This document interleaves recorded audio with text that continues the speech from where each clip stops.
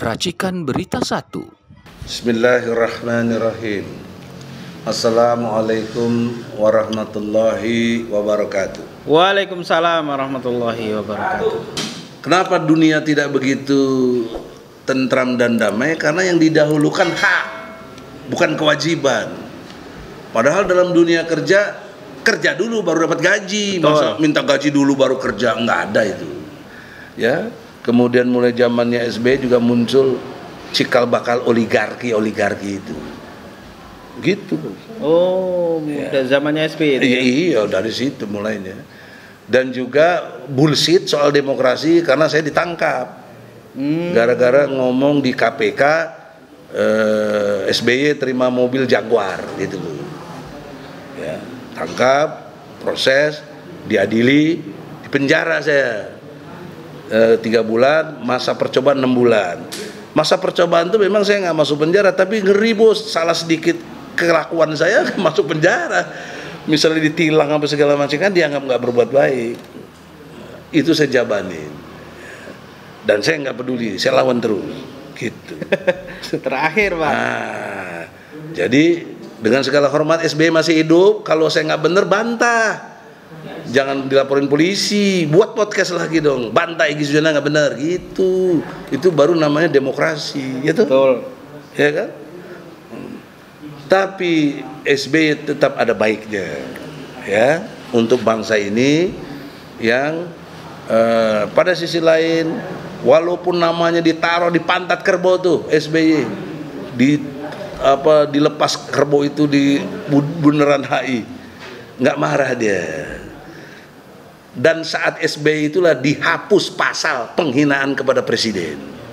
Yang menghapus itu saya sama si siapa Lubis itu dari Indemo itu, ya, Lubis namanya saya. Dan yang tampil di sidang MK namanya Bang Hariman Siregar, Sri Bintang Pamungkas, Profesor Sahitapi. Nah ini yang bantu saya waktu di MK. Ketua MK-nya Jim Lee.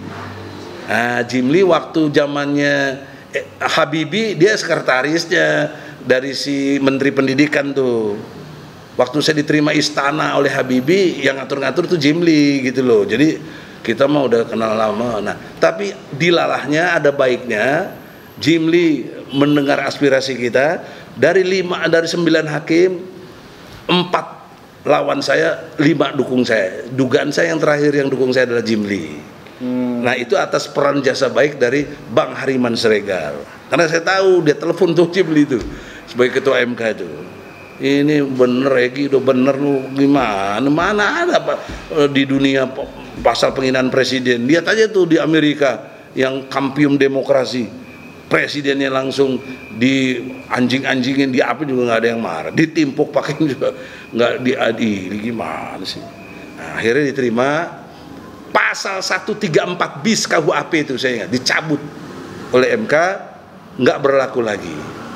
Jadi sebenarnya sejak itu harusnya kita nggak usah takut lagi kritik presiden, karena yang kita kritik, yang kita kecam bukan presiden pribadinya, tapi kebijakan presidennya. Dan itu sudah bagus dimainkan peran itu oleh Rocky Gerung.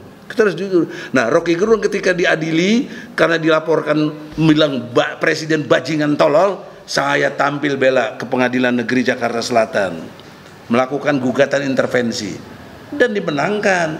Makanya si Rocky Gerung nggak ditangkap. Nah, ini saya juga bantu klarifikasi Rocky Gerung. Kenapa Rocky Gerung keras kok nggak ada yang nangkep? Dia nggak ngerti ilmu hukum, gue udah belain nggak. Dan itu tanya Rocky Gerung masih hidup tuh, bohong nggak omongan saya? Ya, kalau bohong ya saya tutup, nggak bakal bikin podcast lagi, malu sih. Oleh karena itu, tapi Rocky Gerung juga jangan ngaku-ngaku bahwa yang cabut pasal itu dia. Kan saya lihat dia waktu itu memang penasehat dari Adnan Buyung di LBH. Tapi saya nggak ada LBH melakukan gerakan cabut pasal itu, LBH Jakarta ya, yang cabut saya dengan Lubis tuh, dari Indemo. Makanya Bang Hariman turun ya, untuk menyelesaikan ini. Alhamdulillah. Sekarang saya lihat masuk lagi pasal itu, penghinaan presiden, kena lagi 5 tahun. Bagaimana sih zamannya Jokowi? Ya. Nah, makanya masuk ke zaman Jokowi juga kita semua tahu lah. Nggak perlu kita ungkap segala macam kebobrokannya tadi lah. Everybody udah tahu. Kalau diungkapnya malah tambah muak gitu juga. Jadi poin pentingnya masih ada waktu Jokowi 2 bulan ke depan, kalau nggak salah 1,5 bulan malah. Ya, Anda masih bisa, kan Anda tadi udah bilang tobat, itu udah 3 periode, bukan 3 periode, maksud saya 3 fase Soekarno, Soeharto, SBY dengan segala macam banyak kekurangannya juga. Nah, Anda tuh belum saya temuin kelebihannya apa gitu loh Jokowi gitu loh. Saya heran ya gitu loh. Allah ya Rabbi, kalau tadi kan masih ada kelebihannya, Masih Bro, ada. sedikit. Kalau Jokowi nggak ada. Saya jadi penjara tahun 2019, saya di penjara. Cuma gara-gara ngomong ini pemilu curang, pilpres curang. Waktu itu saya belain Prabowo dan saya ngomong di depan rumah Prabowo, Jalan Kertanegara 4 itu, Kebayoran. Saya cuma ngomong nggak bisa dilawan lagi Jokowi dengan hukum yang biasa, gugat menggugat, yang people harus bisa dilawan dengan cara people power. Ditangkap saya, di penjaranya penjara tahti lagi yang 1x3 meter itu. Lumayan 41 malam 40 hari. Alhamdulillah masih ada Prabowo. Saya tahu dia perintahkan Dasko untuk besuk saya. Sebelumnya Prabowo dan Amin Rais besuk saya, tapi nggak boleh masuk ya di Polda. Tapi pas waktu Dasko mungkin udah ada kondisi lebih bagus. Akhirnya atas kesepakatan, saya nggak tahu kesepakatannya apa, Dasko bisa bebaskan saya. Untuk itu saya ucapkan terima kasih. Gitu loh. Saya tahu diri. Jadi bukan karena kita hebat atau apalagi ada pengacara ngaku-ngaku yang bebasin Egy Sujana, dia tuh si Pitra Ramdhani itu. Apa itu? Dulu dia kerja sama saya kok. Yang bebasin saya dalam konteks sejarah kemanusiaannya adalah Dasko, dan Dasko tidak mungkin tanpa disuruh Prabowo gitu loh. Nah, sekarang konteksnya Jokowi sadarlah, masih ada waktu. Tobat. Ya, dengan cara Anda mengundurkan diri. Nggak mungkin Anda udah minta maaf nggak ngundurin diri, Anda udah banyak salah gitu loh. Minta maafnya berat loh kepada seluruh rakyat. Betul. Kalau ada satu aja rakyat yang nggak ngampuni, ente tetap masuk neraka itu. Betul. Utang kita udah sampai 20.000 triliun, bagaimana sih? Dan ente oleh temannya sendiri, oleh anak buah sendiri disebut Raja Jawa yang bengis, coba. Si Bahlil itu, kan jelas itu. Bukan orang lain yang ngomong. Nah, oleh karena itu masih ada waktu, bertobatlah. Ya, Allah Maha menerima tobat. Tapi mundurkan diri. Jangan enak aja lu, ya. Mau jadi mantan presiden, dapat rumah, dapatnya kagak. Lu mesti diadili. Ya. Fase yang kita punya harapan bersama kepada Prabowo, kepada Gibran saya nggak berharap, enggak. Pada Prabowo saja. Karena Gibran kan anak haram konstitusi. Susah, salah karena Paman Usman aja bisa menang dia.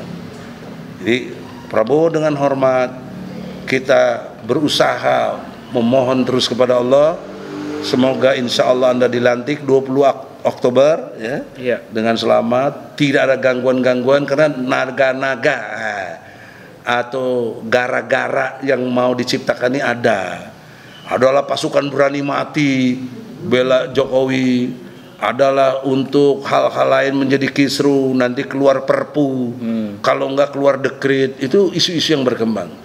Saya ingatkan Jokowi, hentikan itu, jangan lakukan itu. Juga para pendukungnya, Anda gantianlah, Anda cukuplah, 10 tahun cukuplah Jokowi ya.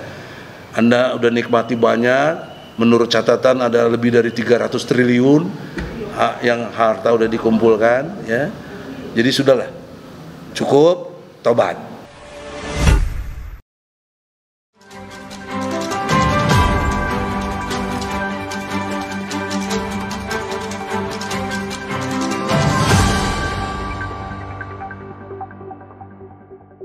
Racikan Berita 1.